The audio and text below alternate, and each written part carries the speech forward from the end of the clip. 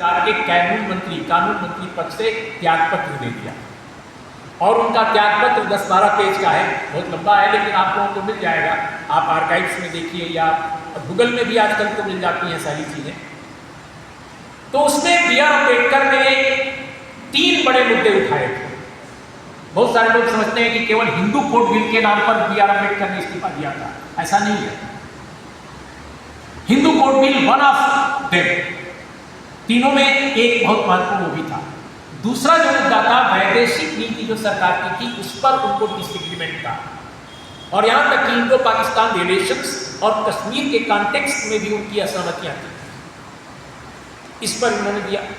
तीसरा जो मुद्दा था जिसको इग्नोर कर दिया जाता है और मैंने देखा कि बहुत सारे जो अम्बेडकरवादी चिंतक हैं वो भी इसको भुला देते हैं, कि उन्होंने कहा कि आपने वादा किया है संविधान में कि आप अन्य पिछड़े वर्गों को उस समय जो शब्द यूज किया जाता था पिछड़े वर्ग या डिप्राइव्ड सेक्शन जो अन्य है, यानी अपार्ट फ्रॉम SC/ST, उनके लिए आप आरक्षण की व्यवस्था करेंगे। आज तक आपने नहीं किया। तो ये प्रेशर था जिसकी वजह से काका कालेलकर आयोग गठित किया फिर नेहरू जी की सरकार ने। ये जो अम्बेडकर साहब का इस्तीफा था, उस इस्तीफे के कारण बहुत कुछ हुआ क्योंकि वो अलग हो गए। तो काका कालेलकर आयोग की जो गठन है नेहरू सरकार ने, मुझे जो मालूम है कि वो एक राजनीतिक दबाव में किया क्योंकि बहुत ज्यादा उस पर कंट्रोवर्सी समाज में उठ रही थी। ओबीसी के लोग बहुत प्रमुख दल नहीं थे, ओबीसी के लोगों के पास अम्बेडकर जैसा कोई बड़ा नेता नहीं था। सच्चाई ये है, एक SC/ST समाज से आने वाले अम्बेडकर ने अपने पूरे के पूरे मुहिम में सभी वर्गों को लिया, SC/ST को भी लिया और ओबीसी को भी लिया, बल्कि उन्होंने संपूर्ण समाज को लिया। लेकिन ओबीसी कम्युनिटी अपने आप कोई ऐसी कम्युनिटी उस समय तक इवॉल्व नहीं हो पाई थी और आज भी नहीं है।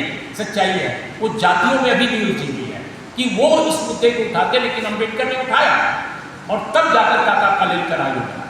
ये इतिहास का एक बहुत महत्वपूर्ण फैक्ट है। लेकिन इतना खराब वो आयोग बना और उसमें पिछड़े वर्गों की नुमाइंदगी बिल्कुल नहीं थी,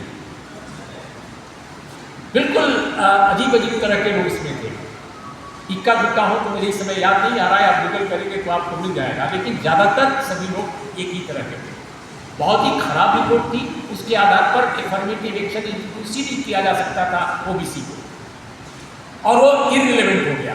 तब जाकर वर्षों बाद बीपी मंडल आयोग बना, और बीपी मंडल आयोग जब बना, आपको याद होगा, ये मोरारजी देसाई की सरकार ने इसको गठित किया और उसमें बहुत सारे आपके राज्य के, अन्य राज्यों के भी बहुत सारे जातिवार जनगणना न कराने से हमारे पास डेटा नहीं रहा है।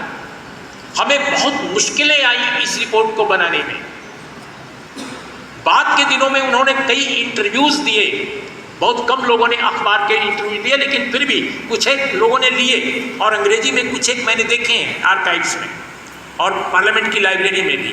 उसमें बीपी मंडल ने एक इंटरव्यू में ये तक कहा कि अगर उस रिपोर्ट को लिखने में डेटा की कमी का कितना बड़ा अभाव था, कुछ था ही नहीं। तो 1931 की जनगणना के आधार पर उन्होंने एसेसमेंट किया कि 52% के आसपास ओबीसी होंगे और वो भी